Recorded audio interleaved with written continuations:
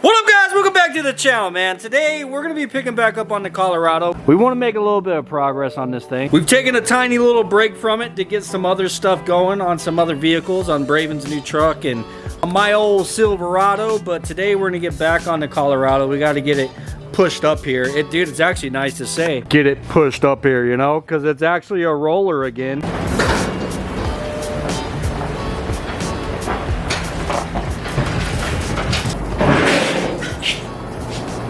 Tires there, man.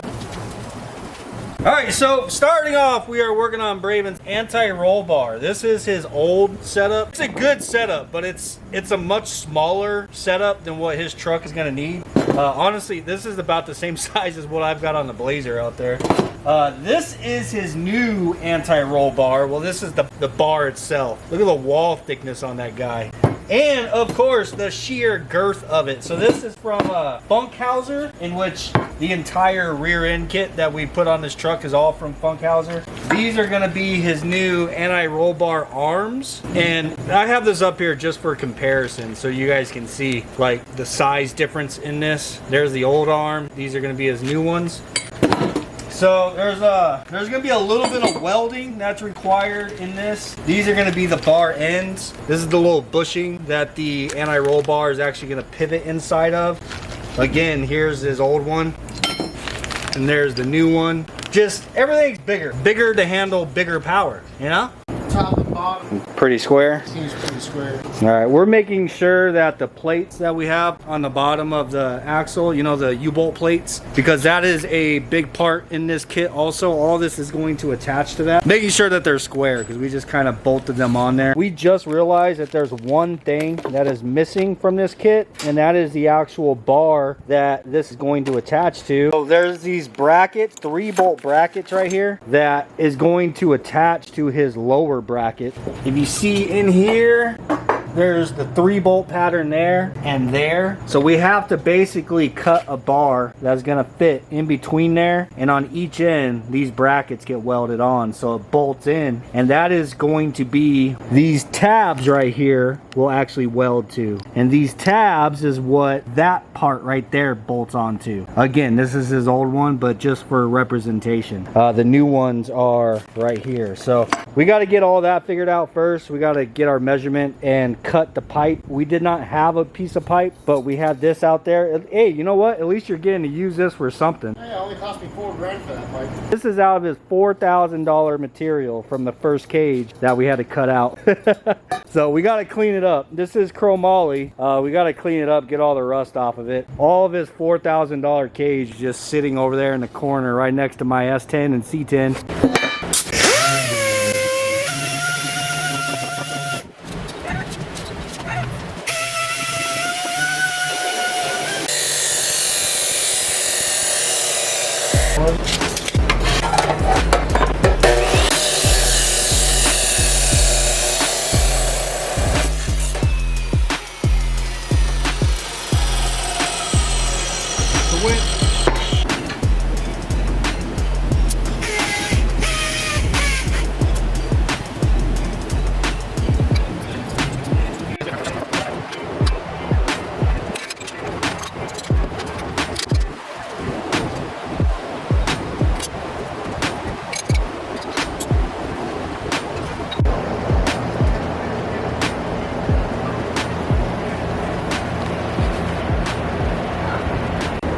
All right, we got this thing all clamped up and square. We had to figure out the best way that we possibly could to make sure that this bracket and this bracket are clocked in the same position, but they also need to be perfectly square with this pipe, because we are going to rely on this whenever we bolt this between those two brackets down there to actually pull those brackets and hold them to where they are perfectly square as well. So this is like a starting point. If this thing is crooked when we bolt it down there, then it's gonna hold those crooked, and so on and so on. So anyhow, we have both brackets sitting on this point right here on top of this pipe to where they are square with one another, and then I held a flat straight edge right here and moved the bracket to where it was flush with the edge of this pipe, and then they are both sitting on top of the square square tubing evenly on both sides, and then we measured out this piece of angle iron to the exact distance that it is down there, and made sure these pieces of angle iron were square with a pipe, and then clamped it, and then put this in between and clamped, and yeah, there you go. There it is. So much work for just one little tiny piece, man. But anyhow, Braven's gonna go ahead and get that welded up, and then we need to move on with attaching it, figuring out exactly where these brackets are gonna go. We have 4 of these guys that are gonna have to weld onto that. Have you checked to make sure? Okay. Oh man, all right. Weld away, buddy.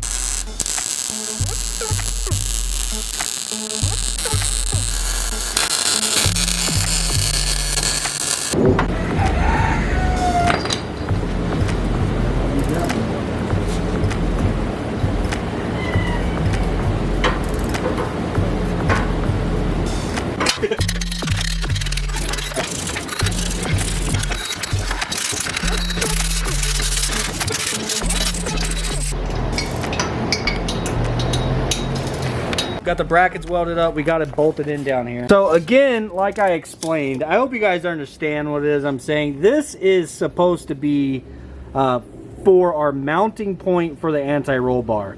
Those tabs that I showed you up there on the bench, the tabs weld to this, and then the anti-roll bar brackets bolt to that, where the anti-roll bar will actually come off of this. Now, there is one issue though, is that we are limited to this width right here. So if we have the anti-roll bar bars come out this direction, then they're gonna have to fit in between these shock tabs. So these tabs are for the adjustable shock mount. So it would have to fit in between that. And right now, that would give us at maximum, plus we need room for the brackets themselves. So at max, we'd end up with less than a 16-inch anti-roll bar. And Braven and I was looking that up, and you don't really want to go below an 18-inch anti-roll bar. Yeah, that's like the furthest. Like 20, yeah. 20 is perfect. Yeah, 18 like, is the furthest you can go. Well, 18 to 20 is like the shortest you should actually have. Yeah, we're not going to get 18 to 20 down here. We're just not, dude, because of how narrow the rear end is. Well, how narrow the leaf springs are. So we could go forward, but still going forward, we're going to be limited. Going forward, we would probably gain about an inch. We'd end up at around 17 inches, which is still below 18 inches, obviously. So we are leaning towards actually mounting the anti-roll bar up top and running the bars forward, and then running the bars that attach to the rear end down, rather than mounting the actual anti-roll bar itself down here. Meaning that basically this is here for kind of no reason, but it does make this a lot more sturdier. We had to loosen the U-bolt brackets whenever we're bolting this thing in because there was a gap. We made sure that these brackets were welded to the pipe and it was nice and square. So whenever we bolted this on, we loosened the U-bolt bracket, the U-bolts, and then tightened this up, and then it pulled these square with one another, and then tightened the U-bolts. So now everything is nice and straight and nice and square. So really, this bar being down here, I don't hate it. Like, even if we're not utilizing it for the anti-roll bar, I think it's just adding some sturdiness to this whole setup, you know what I mean? I think it looks cool too. Yeah. Yeah, it makes it look kind of beefy, but it not just look beefy, it actually beefs it up, you know? It makes it a lot stronger. So anyhow, we're gonna kind of switch gears here. Now, the anti-roll bar is something that you can position, like we could position it on the frame and have the bars coming down. We could position it on the rear end and have the bars going up. We can have it go towards the front of the rear end or towards the back of the rear end, top or bottom. There's multiple different ways that we can run the anti-roll bar, but the shocks, we need them to just be straight up and down. And since being we have these brackets, the lower mounting point is already like set in stone for us. Now that these are nice and square, thanks to this bar, we're gonna move forward with figuring out the shock mount. And then once we get the shocks mounted, then we'll better understand how much room we have for mounting the anti-roll bar. Because we don't want to do something with the ARB and then end up, oh crap, now that's in the way of the shocks, you know? So let's get the shocks knocked out and then we'll come back and revisit the ARB. Here in the box, we got Braven's Viking shocks. So, yeah, these are some baller units right here. If you guys haven't ever heard of Viking, I know my following, a whole lot of you guys aren't necessarily small tire, no prep guys, or I don't know, rear wheel drive street racers for the most part. Comment down below if you are, of course. I'd love to see how many of you guys are actually into rear wheel drive drag racing. But yeah, Viking is a huge name in the industry, and Braven got basically, this is the best set, right? I forget what they're called. Well, yeah, there's Crusaders and then something else. Man, I ordered these so long ago. Yeah, it's been so long, but yeah, these are the more expensive ones for sure. Anyhow, he has front and rear. Today we are just focusing on the rear, so this would be huge if we can get the rear shocks actually mounted. So he's got the springs and the shocks and everything, like I said, for the front. We're gonna put that stuff up for now. Front suspension on this truck is gonna be a whole nother project in itself. Fronts are actually a coilover style, so these are gonna be height adjustable and everything, which is pretty sick. But double adjustable, that's the big thing right there. Rear shock, front shocks we'll put up for later. That was something else that they had went through. They had different valving. Yeah. I don't remember the exact valving off the top of my head. I'd have to look at the receipt. But I just know that I got them customized and customly spec'd out for this truck and how this truck's gonna race and all that kind of setup and stuff. That's also something they offer on the website. What Braven's saying is he actually had these all spec'd out for his truck for the weight and the power level and everything that he is shooting for with it. So whenever he ordered these, they actually did custom valving and everything on it to the specs that he requested. Anyhow, with each shock you get there are eyelets on the top and on the bottom, and then you get the eyelets here that you can send just a single bolt through, or to utilize something like this. This is Braven's shock mounts for the bottom, and it's just a single eyelet. Now also Braven ordered these T-brackets, which you can put these in there as well. If any of you guys have replaced your shocks that has a T-bracket, then you'd be familiar with this. But yeah, dude, so now we got to figure out whether we're going to use the eyelet on the top also, or if we're going to switch over to a T-bracket style. That's another thing that we need to figure out right now.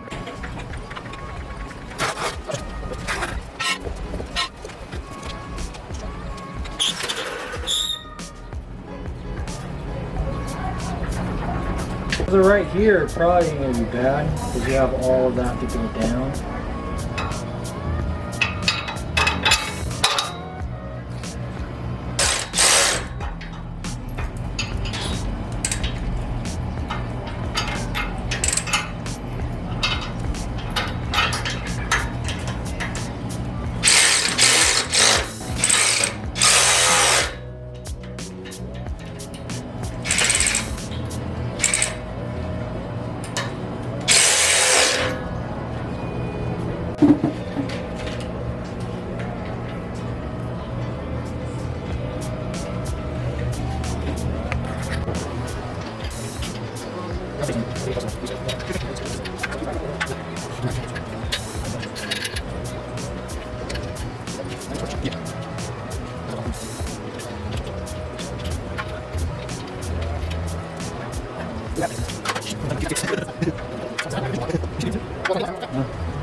Alrighty, so our lower mounting point is fixed and it's already complete, so there's no moving that. It is adjustable up and down. We have it at the very top right now so that hopefully we can get enough space in our mounting point on the top to still have 2 to 3 inches of space sticking out. So for drag racing, they tell you that you need at least 1 to 2 inches right here of the shock exposed, because most of the shock that you're going to be using is for separation, so you want more for separation. But Braven does plan on driving this on the street a lot, so we need to leave a little bit more space for the shock to compress, basically, for street driving. So plus we don't have all the weight on the truck at the moment too, so it's going to compress naturally a little bit more once we put all the weight in the rear of the truck too. Yeah, so we know that we want the shock to be straight up and down, straight-ish up and down, and we know that we need at least 3 inches or so right here. So It's right there. We're gonna need to mount it something like that, and that's with no weight on the truck. So probably needing to be past here. Realistically, we should probably shoot for like fucking 4 inches. There is a lot more weight to put on the truck, and this right here is going to be your space for going over speed bumps and hitting potholes and stuff at low speed, you know, where the back end's going to jolt up and compress, not bottom out. So it's 4 to this bottom of this. Yeah. Honestly, if we put a bar going straight across right at the top, we could make just a little flat bracket that just kind of goes up like this with a center hole. Just put a long bolt through it, but we need a spacer on the back. Let it on right there. You can even weld that bolt on there if you wanted to. But realistically, another thing that I think would be really fucking cool is if we made something that just had 1, 2, 3, 4 holes. Maybe just as adjustable. So then this is just as adjustable as the bottom.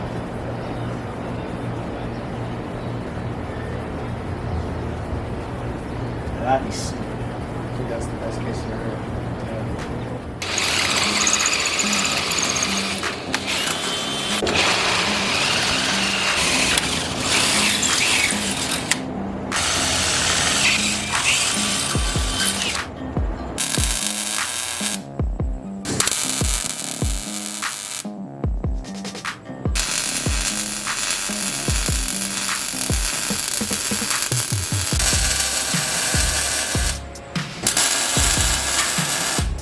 You don't even know me.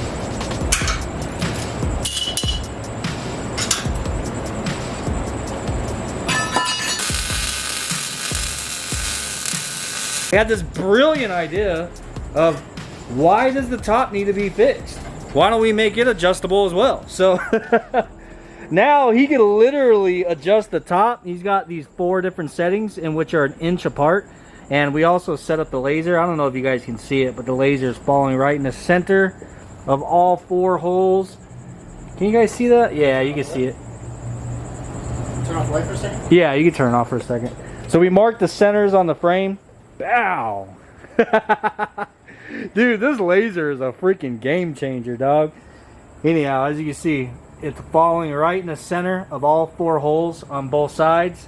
And then we have the center mark of the laser lined up to the center. You guys can't see my hand anyway. Anywhere. Anyhow, the laser is falling in the center of the bottom mount for the shock. So, alright, go ahead, kick the light back on. I'll wait for you to come. Yeah, so the laser is falling right in the center of the bottom mounts. And then we have it lined up to these. So we know that the shocks are straight up and down. And then we also centered it with the chassis. So, yeah, dude, I'd say that's pretty centered, man. Pretty centered. I had to work on to get this fucking laser work. I'm like, that's all cool and all, bro. But man, I put so much time in. Bro, while I was making the brackets, I told Braven, get the laser set up. He had to do some crazy shit to get the laser up here. But, you know, we could have just used the tripod. Well, I tried. Oh, yeah. So the problem with the tripod is it's directly beneath it. We ran into that problem last time we tried to use the laser. But so we found the absolute perfect hardware for this too.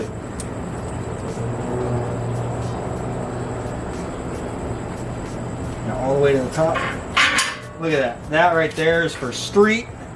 He'll have all of that, like all of that adjustability. So that's for the street, obviously, when he needs some more compression for speed bumps and potholes. And then we can go all the way down to the bottom. This is more of a drag racing application right here. Yeah, dude. That is freaking sick. So remember, this is the absolute lowest setting right now. Tape measure? Yeah, right here. The absolute lowest setting, dude, right at 4 inches, bro. That's exactly where we wanted to be. That's perfect. So realistically, we should be around 3 inches, But since being this is the absolute lowest setting, this is the most compressed that it can be. But this, remember, is with absolutely no weight on the back of this truck. So he still has a radiator that's going to be filled with coolant and a fuel cell and fuel lines, the bed. The extra weight added on top of that traction. Not to mention the battery. Like, there's a lot of stuff, a lot of weight that's going specifically in the back of the truck that's going to compress this. So realistically, you want somewhere between 2 and 3 inches. And right now we're sitting at 4. And he can close that gap up if he absolutely needed to. But, dude, I think this was best case scenario. Oh, yeah, for sure. This came out really clean. Before I screw this in here, I want to show you guys this hardware that we found. This is the reason why I don't ever throw stuff away. This came with my Speed Engineering shocks that I have on the Blazer. And we also had a set on the Colorado. So we have 4 of these inside of our extra nuts and bolts. And this is literally just a mounting point right here. And then this right here is the perfect diameter, obviously, for the shock to fit into, because that's what it was built for. Yeah, we found these and then said screw it and made the adjustable brackets. Yeah, so this guy fits into the eyelet of the shock perfectly.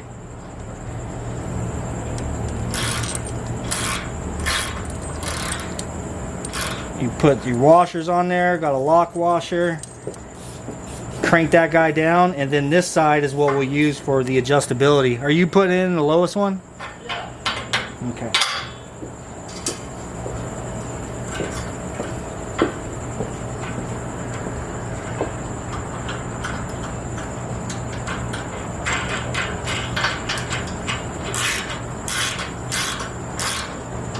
Hell freaking yeah, dude.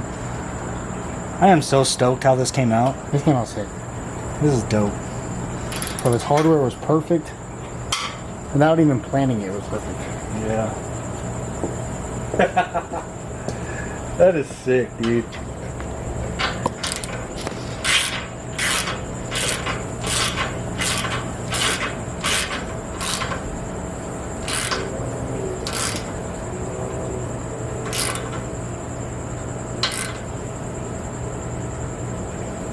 You gotta tighten the bottom ones up too.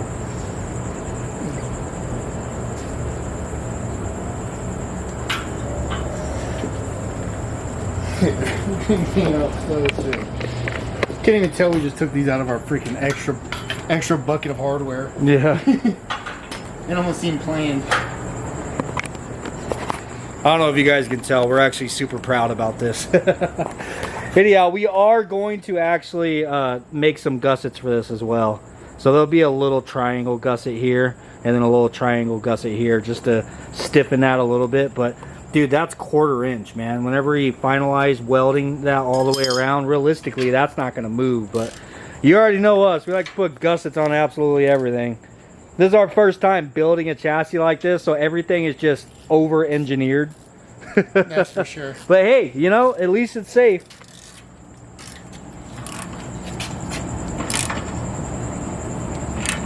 Dang, now you get to feel how springy the rear end is with shocks on it. Right. We can move, that should be moved. Not laser or anything. Well, we don't need the laser anymore. Freaking looks sick.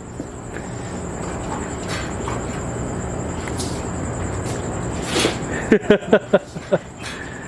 get it to move. No. That's cool.